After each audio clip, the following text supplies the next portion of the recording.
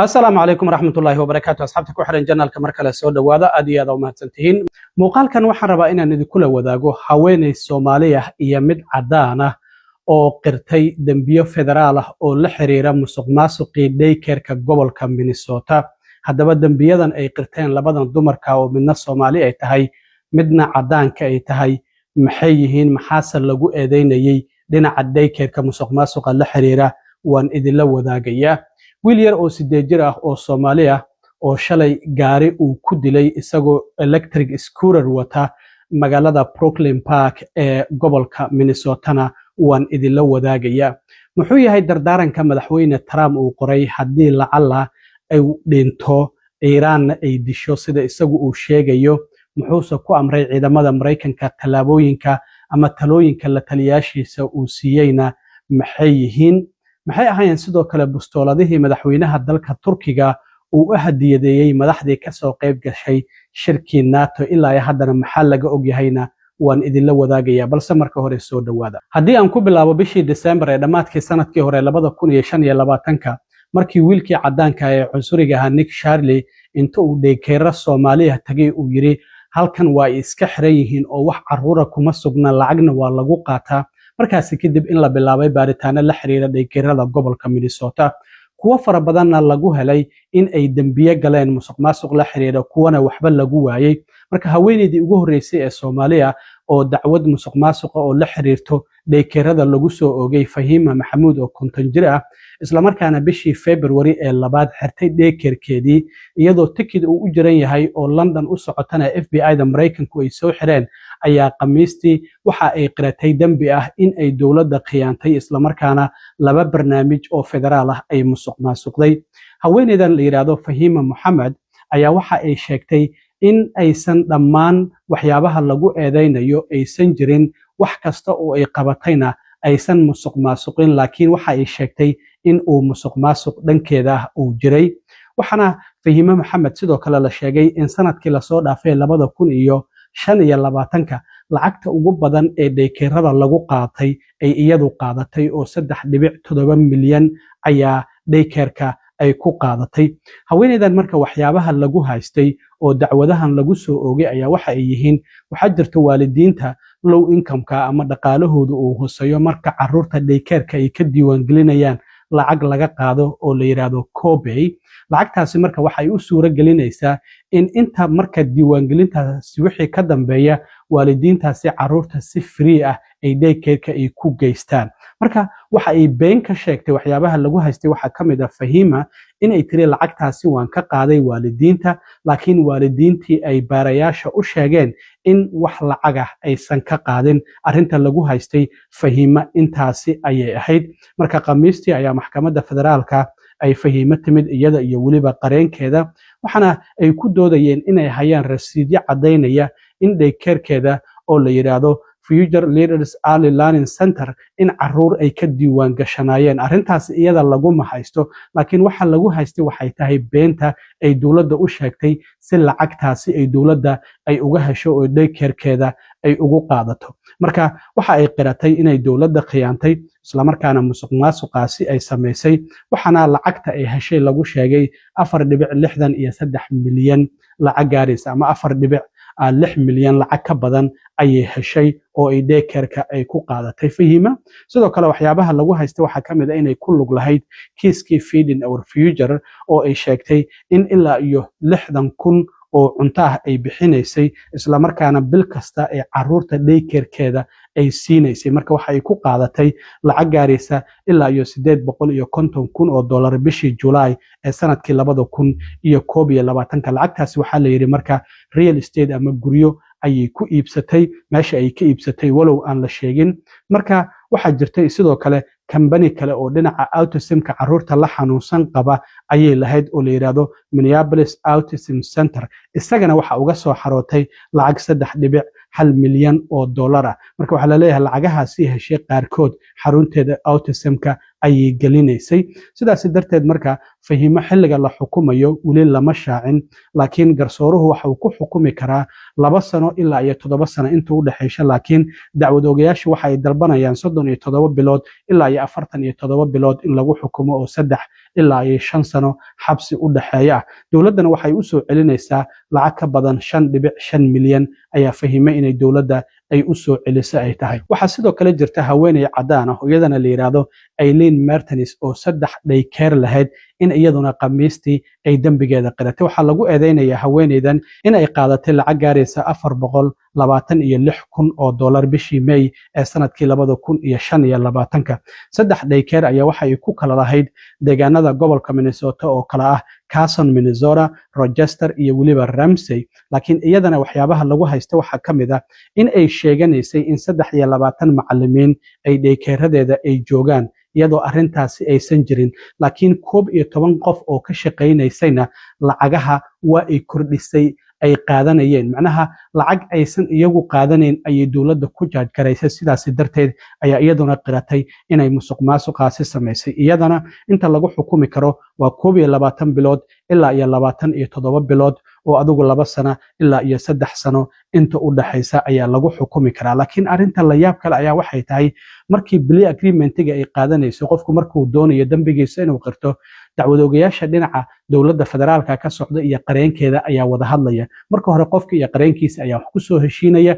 qareenku markaasi kadibna waxa uu ula tagayaa dacwadoogayaasha. Marka waxyaabaha ay dowladdu ogolaatay waxa ka mid ah in haddii dacwado kale oo federaal ah oo hadda ku socda haweeneydan cadaanka oo la yiraahdo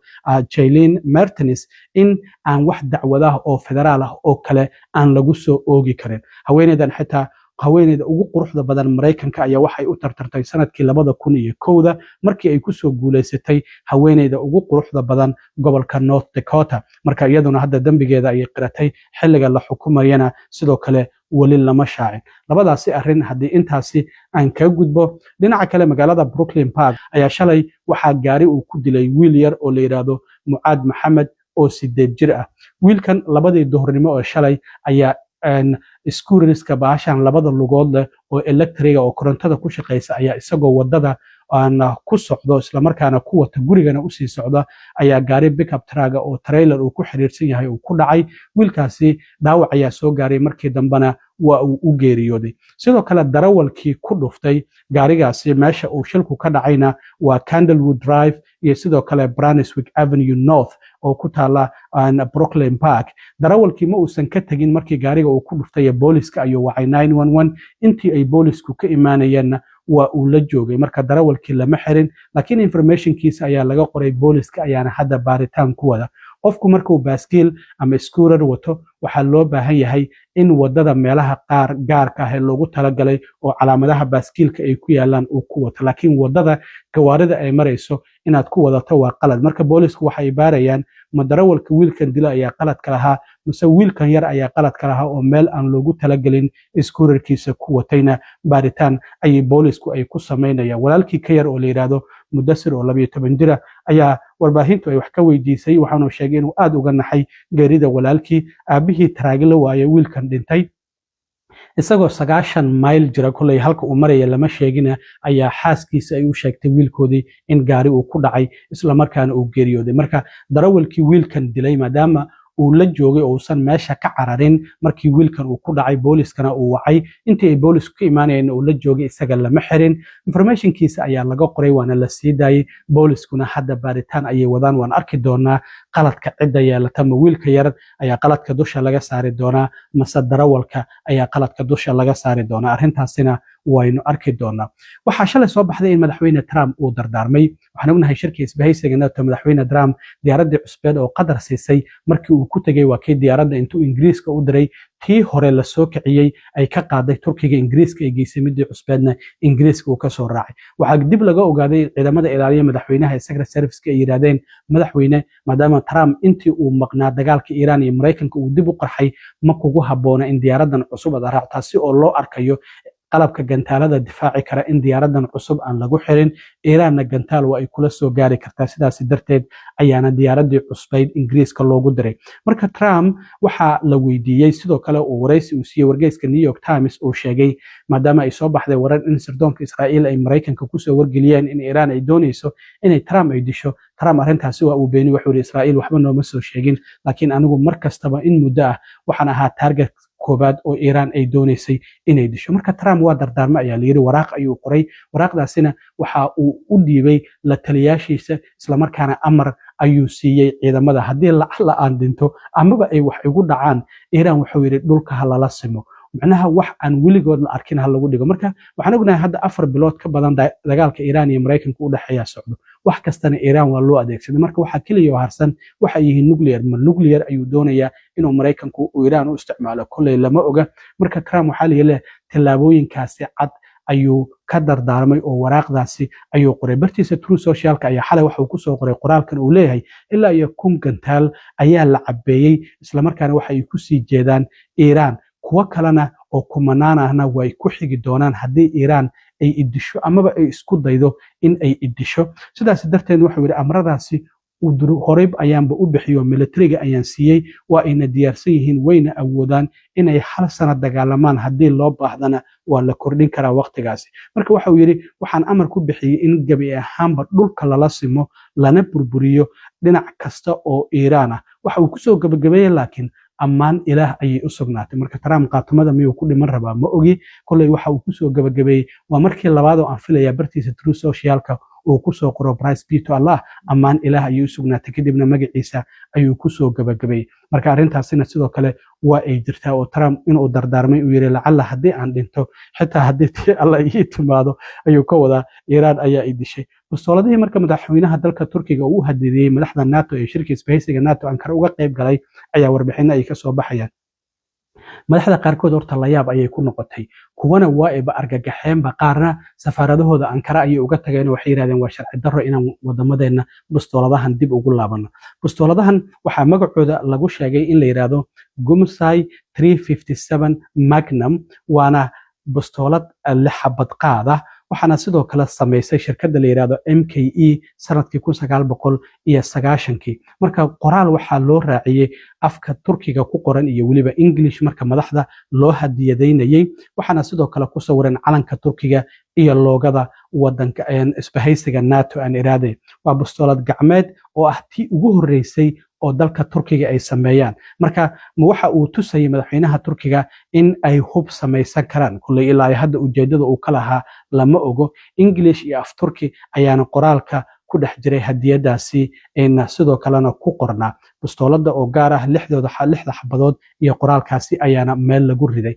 marka madax fara badan arrintaasi la yaab ay ku noqotay, oo midka Ingiriiska, kan Canada, midka Sweden, kan sidoo kale Belgium, midka Lithuania. Trump isagoo iska soo qaatay. marka arrintan waxay noqon kartaa madaxda hubka waa laga ilaaliyaa, maxaa yeelay wadan dhan ayay maamulayaan, caalamka ayayna la macaamilayaan, stresskooda ayaa badan. ka waran haddii qofka isagoo qori loo dhiiba bastoolad iska haysto oo isku dhuftooga isdilo, arrintaasina saameyn ayaa ka dhalan karta. marka bastooladahaasi oo madaxweynaha Turkiga u hadidiyey madaxda isbahaysiga NATO, arrintaasi qaarkood la yaab ma aysan la noqon, sida Trump oo kale hubka Mareykanka caadi ayuu ka yahay, uu iska soo qaatay, laakiin madax fara badan wadankooda sharci darro ayay ku tahay hub aan diiwaan gashanayn inay kula soo laabtaan. qaarkood waxay noqotay inay yiraahdaan museum ayaan dhigaynaa, kuwana safaaradahoodii Ankara ay uga tagaan oo yiraahdaan bal marka hore waa in wadankii aan tagnaa la soo diiwaan geliyaa, wadanka saas loo soo geliya, amaba sidoo kalena inta la soo qaado oo la kala furfuro madxafyada la dhigaa si halkaasi loogu daawado. arrintaasina intaasi ayaan ka gudbayaa. aad iyo aad u mahadsantihiin asxaabta, intaan mar kale kulmi doono. nabadgelyo.